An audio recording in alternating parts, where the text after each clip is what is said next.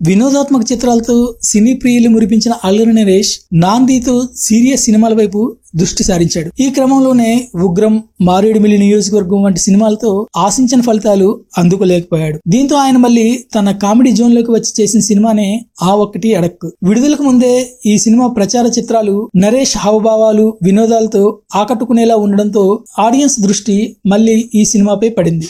మరి ఈ సినిమా థియేటర్లో ఏ స్థాయిలో నవ్వులు పూయించింది, అల్లరి నరేష్ కెరీర్ ను మళ్ళీ హిట్ ట్రాక్ ఎక్కించిందా లేదా అనేది ఈ రివ్యూలో చూద్దాం. పెళ్లి కాక ఇబ్బందులు పడుతున్న యువతీ యువకులు మ్యాట్రిమోనీ సైట్లను ఆశ్రయించి ఎలా మోసపోతున్నారు, ఆ వివాహ వేదికల ద్వారా వాళ్లకు ఎలాంటి పరిస్థితులు ఎదురవుతున్నాయి, ఆ సంస్థలు వాళ్ళ మనోభావాలతో ఎలా ఆడుకుంటున్నాయన్నది ఈ సినిమాలో ప్రధానంగా చూపించారు. నిజానికి ఇది చాలా సీరియస్ ఇష్యూనే. అయితే ఈ చిత్రంలో మాత్రం వినోదాత్మకంగా చూపించే ప్రయత్నం చేశాడు దర్శకుడు మల్లి అంకం. కాకపోతే ఈ సీరియస్ కథకు దర్శకుడు వేసిన షుగర్ కోటింగ్ చాలా తక్కువగా అనిపించింది. ఫలితంగా ఈ కథ కాస్త అటు సీరియస్ గా సాక్క ఇటు కామెడీ లేక రెండింటికి చెడ్డ రేవడిలా తయారైంది. పెళ్లి కాని కుర్రాడగా తన ఫ్రస్ట్రేషన్ చూపెడుతూ ఓ యాక్షన్ ఎపిసోడ్ తో నరేష్ పాత్రను పరిచయం చేసిన తీరు నవ్వులు పోయిస్తుంది. ఆయన కుటుంబ నేపథ్యం, బావకు పెళ్లి చేయాలని తపనపడే మరదలిగా జెమీ లివర్ చేసే హంగామా, ఈ క్రమంలో వచ్చే నరేష్ పెళ్లి చూపుల ఎపిసోడ్ అన్ని సరదాగా సాగిపోతాయి. హీరోయిన్ ఫరియా అబ్దుల్లా పాత్ర కథలోకి ప్రవేశించాక సినిమా కాస్త రొమాంటిక్ గా మారుతుంది. ఇక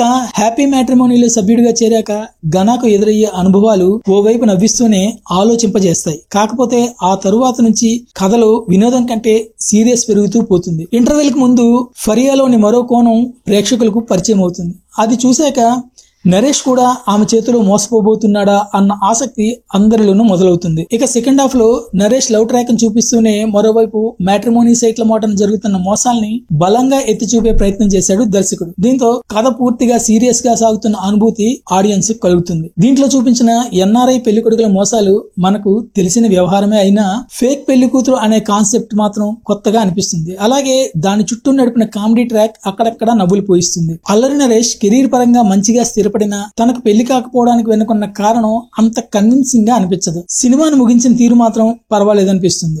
గణపతి వంటి ఫ్రస్ట్రేషన్ పాత్రలు అల్లరి నరేష్ కు కొట్టిన పిండే. అందుకే ఈ పాత్రను ఆయన తనదైన శైలిలో తేలిగ్గా చేసుకుంటూ పోయాడు. కాకపోతే ఆయనలోని కామెడీని దర్శకుడు పూర్తిగా ఉపయోగించుకోలేకపోయాడనే అనిపిస్తుంది. సిద్ధి పాత్రలో ఫరియా అందంగా కనిపించింది. కథలో ఆమెది మంచి ప్రాధాన్యమున్న పాత్రే. ఆరంభంలో చలాకీ నటనతో ఆకట్టుకున్న ఆమె సెకండ్ హాఫ్ లో భావోద్వేగభరితమైన నటనతో కట్టిపడేస్తుంది.